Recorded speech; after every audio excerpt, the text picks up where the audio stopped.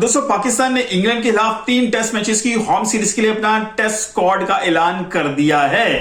इस test squad के अंदर 15 खिलाड़ियों में से 13 खिलाड़ी वही हैं जो बांग्लादेश के खिलाफ खेले और पाकिस्तान व्हाइट वॉश हुआ। पाकिस्तान को तारीखी जिल्लत का सामना करना पड़ा। 2 खिलाड़ी चेंज किए गए, आमिर जमाल को इंक्लूड किया गया। उनके आने से ऑलराउंडर की एक कमी थी, वो पूरी हुई। नुमान अली को इंक्लूड किया गया, लेफ्ट आर्म ऑर्थोडॉक्स हैं, स्पिनर हैं। उनके आने से हमारा स्पिन डिपार्टमेंट मजबूत हुआ। ये दोनों इंक्लूजन अच्छी हैं, लेकिन 12-13 खिलाड़ी जो बाकी हैं वो सब वही हैं जो बांग्लादेश के खिलाफ खेले और तारीखी जिल्लत पाकिस्तान को मिली। फिर ये चैंपियंस कप में से कौन सा खिलाड़ी पिक किया गया है? ये दोनों जो पिक किए गए ये चैंपियंस कप से नहीं हुए, क्योंकि चैंपियंस कप को इमरजेंसी में इतने करवाने का मकसद क्या था, क्या पर्पस था, उसके बाद में जिक्र करते हैं। पहले टेस्ट स्क्वाड की तरफ नजर दौड़ाते हैं।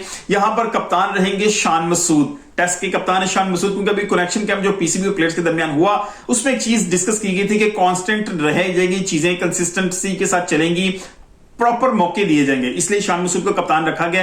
क्योंकि पहले हवा चल रही थी कि मोहम्मद रिजवान तीनों फॉर्मेट के कप्तान हो गए, उनको नहीं बनाया गया। अच्छा, शान मसूद कप्तान है, सऊद शकील वाइस कैप्टन है। उसके बाद आमिर जमाल, अब्दुल्ला शफीक, इब्रार अहमद, बाबर आजम, मीर हमजा, मोहम्मद हुरैरा, मोहम्मद रिजवान, नसीम शाह, नुमान अली, साइम अयूब, सलमान अली आगा, सरफराज अहमद, शहीन शाह आफरीदी।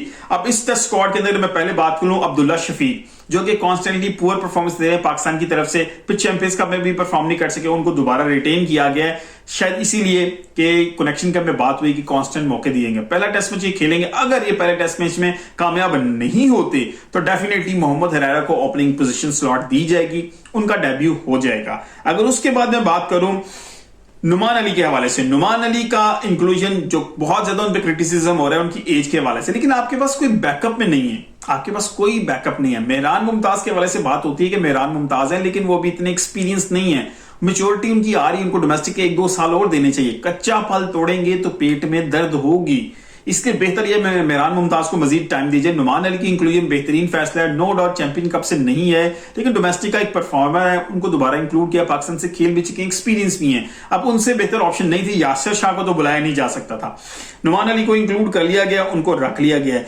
अब इब्रार अहमद का बहुत जरूरी है कि जब उन्होंने डेब्यू किया था, बड़ा इंप्रेस किया था, उस वक्त से अभी तक वो कहीं पर भी बेहतरीन परफॉर्म नहीं कर सकते, वो पीएसएल हो या पाकिस्तानी साइड हो, अनफॉर्चुनेटली वो कहीं पर भी परफॉर्म नहीं कर रहे। बड़ी देर उनको 7 टीम के ले जाया गया, जहां पर लेकिन उनको मौका मिला वहां पे वो परफॉर्म नहीं कर रहे, ये बहुत बड़ा कंसर्न है। अगर इब्रार अहमद परफॉर्म कर रहे होते तो शायद नुमान अली को बुलाने की जरूरत ना पड़ती।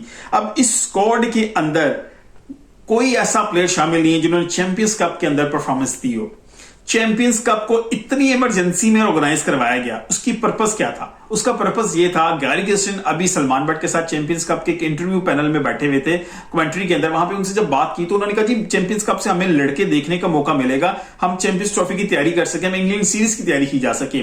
डेफिनेटली बात यही थी कि चैंपियंस कप इस वक्त आपकी पूरी डोमेस्टिक की क्रीम लेके बैठा हुआ है, जितनी क्रीम थी आपकी डोमेस्टिक की और आपकी पाकिस्तानी प्लेयर्स मिलकर ये टूर्नामेंट खेल रहे हैं, ये हाइप बनी, इसको बनाया गया, लेकिन अभी भी उसका वो रिजल्ट्स नहीं आ सके जिसकी तवक्को की जा रही थी। गैरी क्रिस्टियन और जेसन गिलेस्पी को कोई भी प्लेयर इंप्रेस नहीं कर सका कि वो टेस्ट स्क्वाड में हिस्सा बन सके, किसी ने। अब टॉप स्कोरर कौन थे इस अभी तक, जो कि अभी चल रहा है, तो अभी तक चैंपियंस कप को जो टॉप स्कोरर है वो उस्मान खान है, वही यूएई वाले जिन्होंने यूएई का कॉन्ट्रैक्ट छोड़ के पाकिस्तान से आगे क्रिकेट खेली, पीएसएल में परफॉर्मेंस दी, T20 वर्ल्ड कप का हिस्सा बने, लेकिन अभी दोबारा उनको नहीं स्क्वाड का हिस्सा बनाया गया। इस 5 टेस्ट मैचेस के अंदर 259 रन उन्होंने स्कोर किए हैं, 50+ के एवरेज है, 1 सेंचुरी 2 हाफ सेंचुरी स्कोर किए हैं, लेकिन पाकिस्तान के टेस्ट स्क्वाड का हिस्सा नहीं बन सके। उनसे ज्यादा ज्यादती उनसे दूसरे नंबर पर जो मौजूद है कामरान गुलाम, 248 रन, 2 सेंचुरीज, 49 की एवरेज, अनफॉर्चुनेटली इस टेस्ट स्क्वाड का हिस्सा नहीं बन सके। पिछले टेस्ट स्क्वाड में 17 में शामिल थे, 15 में नहीं। इस दफा वो उनको 15 में दोबारा नहीं रखा गया, नहीं बुलाया गया। कहां नहीं परफॉर्म किया उन्होंने। 16 सेंचुरियां कर चुके हैं डोमेस्टिक के अंदर, 49 की एवरेज है, वहां पर भी उनकी 4800+ रन वो कर चुके हैं फर्स्ट क्लास के अंदर।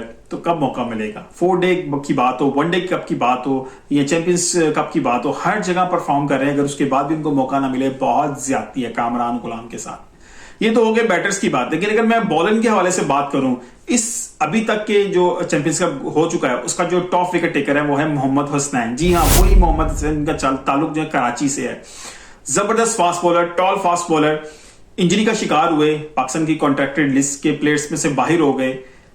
इंग्लैंड जाके उन्होंने अपना इलाज कराया। ये एक जो है ना हवा इसकी कहानी की चल रही, कंफर्म नहीं है। इंग्लैंड गए लेकिन पीसीबी ने उनको सपोर्ट नहीं किया, अपने खर्चे पे गए और वहां से इलाज करवा के वापस आए, आके इस टूर्नामेंट में परफॉर्म किया है, लेकिन दोबारा टेस्ट स्क्वाड का हिस्सा नहीं बन सके।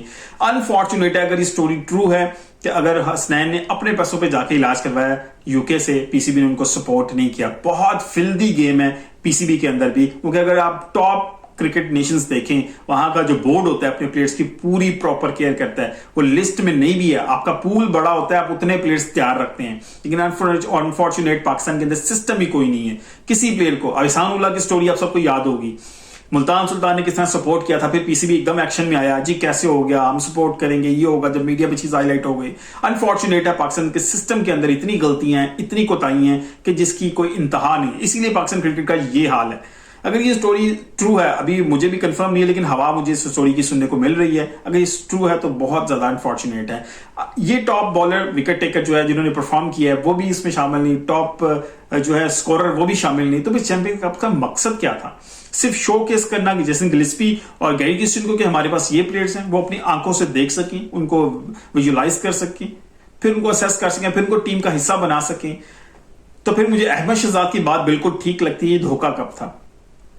धोखा हुआ है जो परफॉर्मर है वो अगर नहीं आ सके उसके अंदर टेस्ट स्क्वाड के अंदर, ये चैंपियंस ट्रॉफी के आपके पूल के अंदर नहीं आएंगे, तो ये धोखा कब है? सिर्फ उनको धोखा दिया जाए, डोमेस्टिक प्लेयर्स उनको सिर्फ धोखा है और कुछ नहीं है। अनफॉर्चुनेट है जो भी है। पाकिस्तान का जो प्लेइंग 11 स्क्वाड अनाउंस कर दिया, 13 खिलाड़ी वही है जिन्हें बांग्लादेश के जलालत का हमें सामना करना पड़ा, जिनकी वजह से।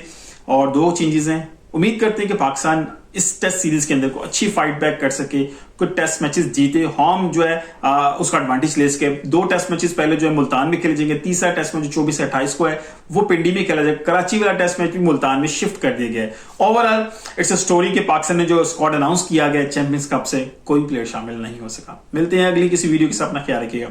अल्लाह हाफिज।